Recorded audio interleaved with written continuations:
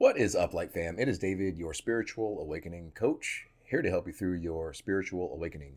3 signs you are becoming the person you are meant to be. Now, what do we mean by meant to be? Well, before you decided to incarnate, you had a particular intention about what you wanted to experience, what you wanted to learn, and who you wanted to become for this lifetime. That's what we mean by meant to be. So here are 3 signs that you are becoming the person that you are meant to be. Let's dig into it right now. Let's go.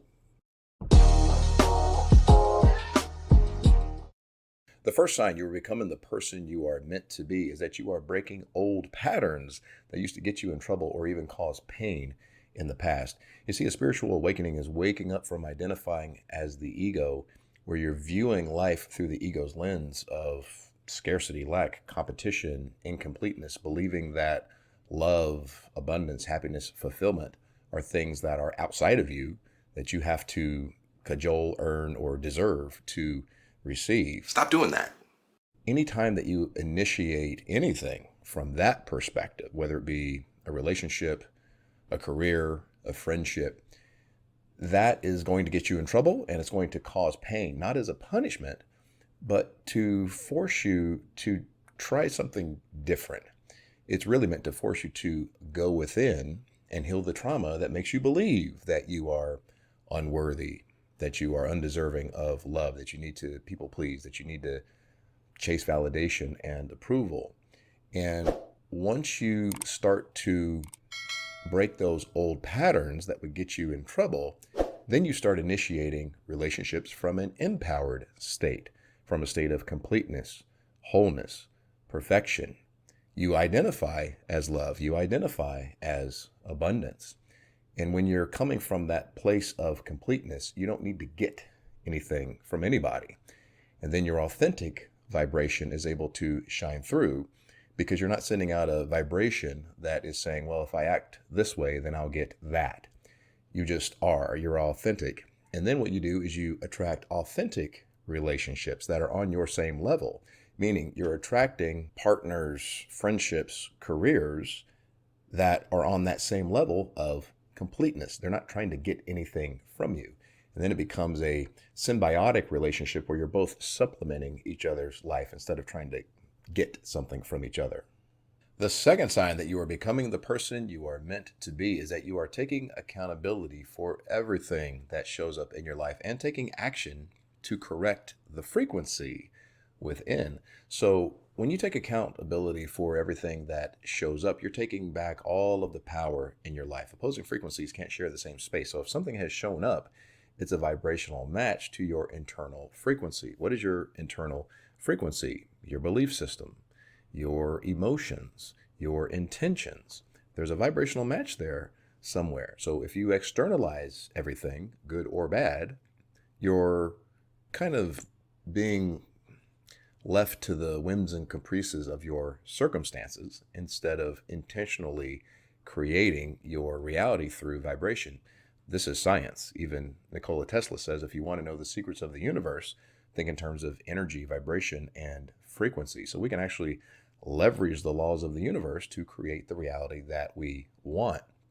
So when I say take accountability for everything that has shown up and then take the actions to correct the frequency, what is correcting the frequency? Well, it typically means healing the fear within your frequency. If something has shown up that you don't like, there's typically a fear frequency in there somewhere. So if we take one step back into what we like to call the observer mind, we just kind of neutrally observe, where is this fear coming from? Instead of reacting, we're observing from a non-judgmental neutral space. Where is this fear coming from? Then we have the opportunity to debunk that fear. Maybe we list 5 reasons why it may not be true. Once you start to debunk the fear, you take away the emotional charge around that fear, and that actually raises the vibration. This is the definition of healing. You're raising the frequency of that lower vibration to be integrated into your dominant frequency. So when you take accountability for everything that shows up, and then you correct the frequency, meaning you're correcting the fear in what has shown up and raising it into the higher frequency, typically the love frequency, which is an open, receptive frequency, this is how you take control of your life. And this is definitely a sign that you're becoming the person that you are meant to be. Now, before we get on to the third sign that you are becoming the person you are meant to be, if you're finding value in the content, please click the subscribe button. The only way that we can spread empowerment and help to raise the collective consciousness is to let the algorithm know that we actually exist. So if you can, share this video with like-minded people, give it a like, subscribe, turn on notifications, all that good stuff. It helps us get empowerment out. And back to the video. And the third sign that you are becoming the person you are meant to be is you are focusing on what resonates with your heart, no matter what others think. This is called living fearlessly authentic. Remember at the beginning of the video, we were saying that before you decided to incarnate, you had a particular intention about who you wanted to become for this lifetime. Well, the energetic house of that intention is in your heart. But once you incarnate into the physical, you take on an ego. The ego gives you a sense of individuality, of physicalness, and it also erases the memory of what you actually are. Source having a physical experience, absolute love, absolute intelligence, absolute abundance, eternal. So the ego is in charge of survival. So the ego, from its limited, finite perspective, because you only have it in this lifetime, the ego says, hey, you need to be X, Y, and Z to survive. You need to get it before someone else gets it. You need to put these people up on a pedestal. You need to chase validation, approval. You're incomplete. You're flawed. So you have to make that up in some way. The ego doesn't know that you're already these things, but the heart knows. So if you listened to your head instead of your heart, in other words, ego instead of your authentic truth, maybe the ego had you start a career that was not the passion of your heart, but the ego said, hey, you know what? If you do this career, then you will be respected in your culture, in your community, or maybe you'll make your parents proud.